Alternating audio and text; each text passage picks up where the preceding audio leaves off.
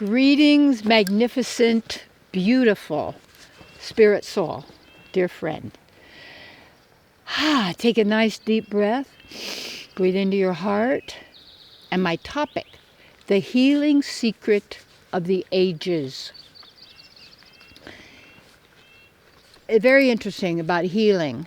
Also the heel of your foot on a barefooted. Yesterday it was really great at my house because there wasn't any snow. There's snow up here at the lake.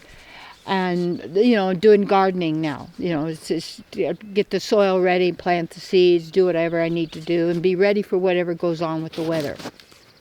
And then growing what's the most nutritious. Okay.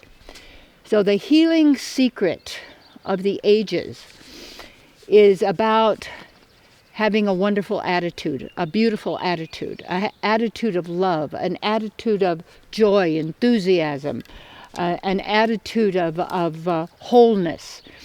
And hate is a very strong word because it's explaining a feeling of such envy, jealousy, and hatred because you've been hurt. But hate comes from fear.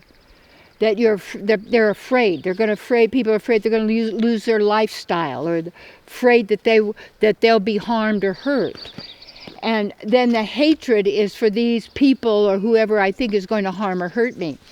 As I say, for instance, a person is sick, but then they're out tweeting all of this hatred out there about hate this person, hate that person, while they're getting ready for surgery and tweeting out their remarks of hate to others and expecting to be healed. It is a very strange thing. So there's a number of the healing secrets of the ages, and it is about this great healthy attitude. And it's living in a healthy way. What I like about the Essene teaching, the Essene Gospel of Peace, because there was a great teacher, Yeshua, and the Essenes were teachers, and they also had the habit, it was part of what they did, that their young people would go on vision quests, or they would go study the different mystery schools, like the Library of Alexandria, perhaps, of course, in Egypt. Or they would go to India, and they would study with the great mystics and of the ancient knowledge. And in our day, a lot of times we put all that down and want to hide it or make them look like fools, or then because India then became so poor when it was incredibly wealthy until it was invaded. And when you look at how the invasions take place in any kind of an individual who'd want to conquer someone, and it's been built into that manifest destiny and those kind of things, that would basically invaders go in, and then they would then take over and make slaves of everybody else or kill them off, and now it's my place. And then they take all the jewels, and of course all the crown jewels in England were all stolen from people that they had invaded and had stolen that. But then we say, it belongs to the queen and it's fabulous because of her stuff. Well, how did she get it? Well, they stole the stuff. Well, anyway, that's how they got it. And then we go, that's nice, this is beautiful, this is sweet, because that was then, now is now. But it isn't. It's the same thing going on over and over again. And when the person gets sick, it's called dis-ease. And there's a lot of stuff that's happening. It's the food people don't realize. And it's one of the healthiest things to be a vegetarian. But the problem with being also vegan is the brain will need some animal fat, which is butter. If you get good stuff, if you had a cow, raw milk, and what's going into it, and the cow is everything. But see, we've been so disassociated from natural living. When people live in high-rise buildings, when people live in a place that, cement and metal everywhere, and they're not the trees, and your feet don't touch the earth, and your shoes don't come off. I remember years ago, because I was playing the part, and I was wearing the high heels in New York, I'd have to take my shoes off and go barefooted in my nylon socks, or whatever they're made from, because the pain in my feet was so terrible, because I had to look good. And then my back went out, and they were going to do back surgery. This was many years ago. And I said, no way. So then I got a yoga teacher and an exercise teacher. She came to my house 3 days a week, and I, learned Iyengar yoga, and I would teach yoga at my retreats and things, light yoga for people.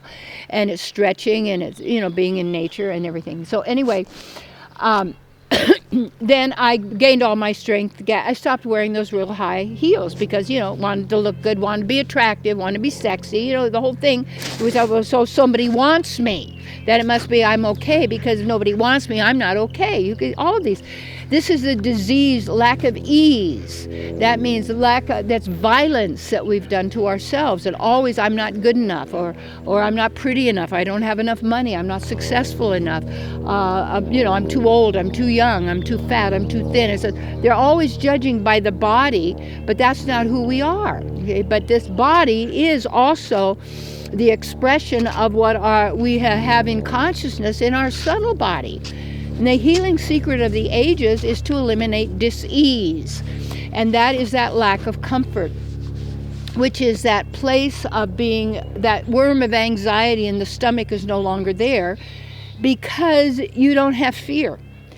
And when we collect all of our hurts and all the people who've criticized us, and we want to get even and we want to get them, and then whoever you're listening to that's telling you about this and that and this and that, instead of owning yourself. And when you own yourself, you're not in any group, you don't belong, you're not a member in a sense. You can support it. Great. Whatever that is. You want to, give your money to whatever is helping you, and that's going to help other people, obviously, or animals. You're kind in that way. You're giving and you're loving, and you're prospering. But the healing secret of the ages was to take responsibility and ownership of your own physical body. By what does the physical body need? Because it's made of the elements. And when you look to eat for nutritional value, and all for energy and vitality, and also for taste and for comfort, you find that, but also for your words that you speak, what you listen to from others, what you feel inside of you, and that sense of wanting to destroy or to kill or to maim or to abuse yourself or anyone else does not create a healing environment.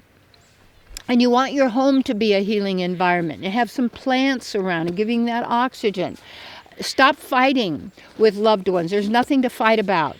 In fact, if we're going to be in relationship, you've got to respect the other person in their free will and to be who they are.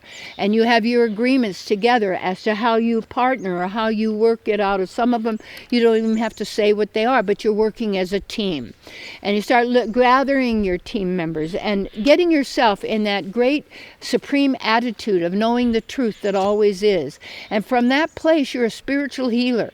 But so many people do not want to do that. They try and solve all their problems in their thinking and their hatred and their anger and their resentment and all of this, and they're wondering why, and fear and guilt, why they feel so bad.